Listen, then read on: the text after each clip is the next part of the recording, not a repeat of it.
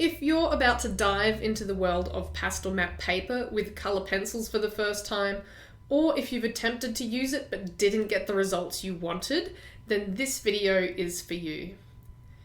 G'day everyone, today I'm going to be taking you through different types of dry blending on Pastelmat paper using both waxed and oil-based pencils.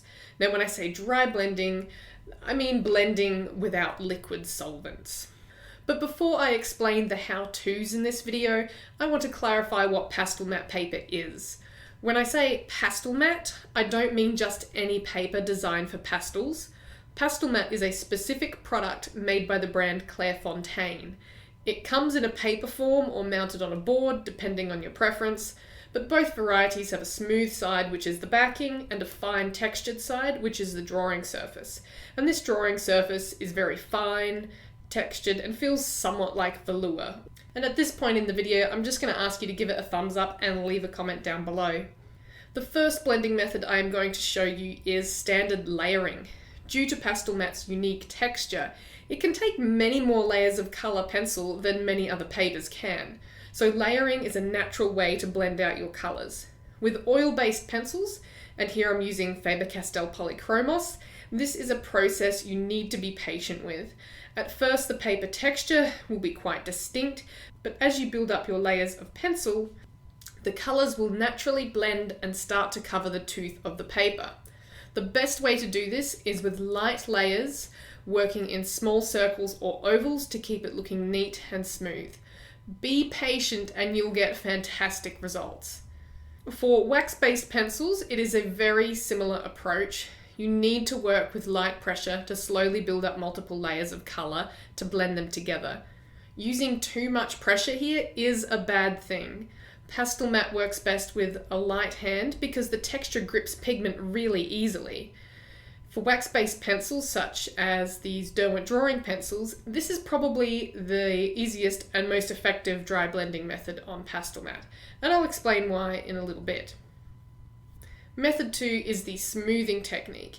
Now this method is very similar to standard layering, but there are some subtle differences, and it works extremely well with oil-based pencils. The idea is to add a layer or two of the colours that you're using, and then to smooth out those colours with a specific pencil before adding more layers. So your layers need to be, once again, light pressure, small circles, nice even coverage, and then smoothing out with your specific pencil. Now this technique enables you to smooth out the tooth of the paper, so you're preventing the textured paper look with fewer layers. When I say that you need to use a specific pencil, this is something I recommend playing around with. You need to use a lighter colour, and I like to choose something from within the same colour group. So for yellow or greens, ivory is a wonderful colour to use. For red tones, the beige red colour is ideal. Some of the cold and warm greys from the Polychromos are also excellent for this. So what you need to do is apply your layers of colour, and then using very light pressure with your smoothing pencil, apply a layer of colour over the top to smooth out any texture between layers. And as you can see, it gives this beautiful pearly look. For wax-based pencils, this isn't a method I use, but I have demonstrated it all the same for this video. It doesn't really have the same effect as with the oil-based pencils. When you try this with wax pencils, at least with these Derwent drawing pencils, it's much more like traditional layering rather than this smoothing technique. So the pros for this one are mainly for harder oil-based pencils, but it is the ability to achieve a smooth result in far fewer layers. So this is great for small detailed areas, but obviously bad for large areas where you have to cover a very large area because it's going to take you more time. The main con for this one is that it can alter your colour tone a little. So make sure that you are only using the very lightest of pressure to achieve the smoothing result, and ensure that you are using a similar colour tone to what your colours actually are. The third and final method I want to share is using a blending tool. Now this blending tool can be a variety of things. Some people use crumpled up paper towel, a cotton bud or Q-tip, or a paper blending stump. With oil-based pencils, using this method, you can actually be quite messy on your underlayers. Don't use firm pressure, but you can be messy. There's no need for a perfect layer of small tight circles. Once you have your layer of color down, or even a couple of layers of different colors, you can use your blending tool, and I like to use a cotton bud.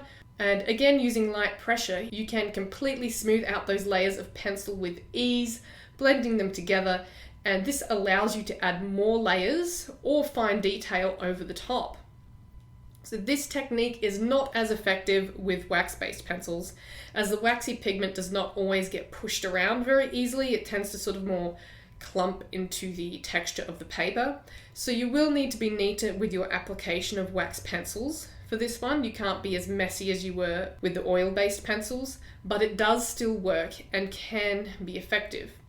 And it is more effective still if you use a layer of oil pencils underneath. This helps the wax pencil to blend out on top of the oil-based pencils. Just make sure that you are blending out your layer of oil-based pencil before you go in and apply your wax-based pencil and blend that out, because sometimes the wax-based pencil over top can prevent the oil-based pencil blending as easily. So it's good to blend out between those layers of wax and oil-based pencil if you are combining the two types. So I have demonstrated both of those here with just the wax-based and then with a layer of oil-based underneath. The best part about using this blending tool method is that it enables you to cover larger areas much more quickly and speeds up the process of base layers. So this is great for large background areas such as skies, or even just a large base layers of the fur of an animal, for example.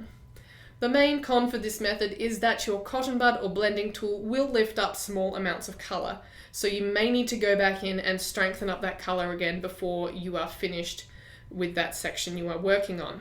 And keep in mind always to use a fresh side of the cotton bud or a new blending tool. Refresh them, because you don't want to smear dark brown from your blending tool onto a pale area of your picture. So based on those three methods, is there a best method for blending on Pastelmat? In short, no. While all achieve a similar end result, they each have their specific uses, whether it's to reduce layering or color a large area more efficiently, not to mention the difference in these techniques between wax and oil-based pencils. And this becomes more complex again when you are combining the two pencil types. In terms of what I said earlier as the layering technique being the best technique for wax-based pencils on Pastelmat, this is mostly due to the way I think the pencils behave. I think layering with wax-based pencils pushes the pigment around better than when you are using the sort of the smoothing technique with a lighter color over the top where it doesn't blend out as evenly, or with a blending tool which doesn't move wax-based pigment around as easily as it does with oil-based pigment. If you'd like to see more content comparing these two pencils on Pastelmat, check out this color pencil comparison video where I draw the same image with them side by side.